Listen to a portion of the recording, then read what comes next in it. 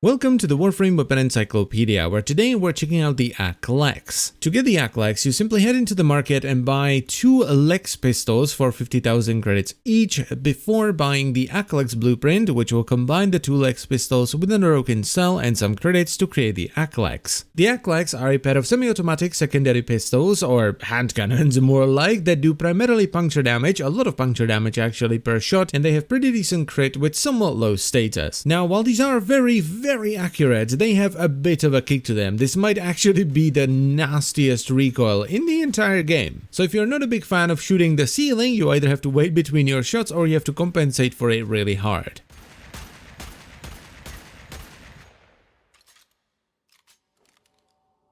Now, this can feel really awkward when you first pick the weapon up because the recoil is really crazy, especially if you're aiming down sights. But since the fire rate isn't super high either, if you stick with it, you sort of get used to this rhythm where you fire it, it kicks up, then it comes back down and you fire again. So even though it feels really nuts when you first pick it up, it actually feels quite nice once you get used to it. As far as the build is concerned, I would highly recommend you go for pure crit, so you have as much one-shot ability for as long as possible. And I would also try to cut down on the reload, because a 3-second reload on a weapon with 12 rounds in the mag, yeah, it's a bit too long, for me anyway. You could theoretically try and brute force status on this, but you're just gonna lose a bunch of damage, and the status isn't gonna be high enough, especially when you take into account the low fire rate, so while you are gonna be proccing some status, it's only gonna be every now and then. Now, for a weapon that only requires Mastery Rank 4 and is not very difficult to get, the performance on the AkLex is actually quite nice. Though that is mostly against armor, which is to be expected because the weapon does primarily puncture. It doesn't perform too well versus the Corpus thanks to their shielding, and there's just too many infested to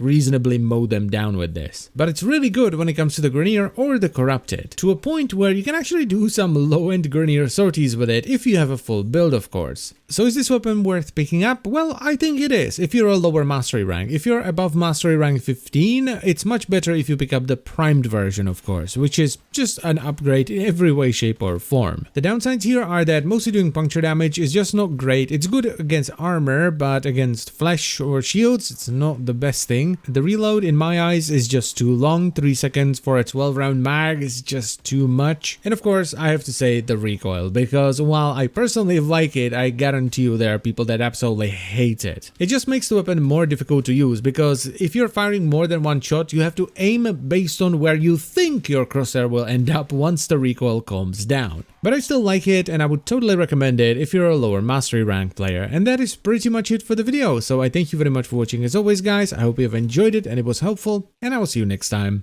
Bye bye.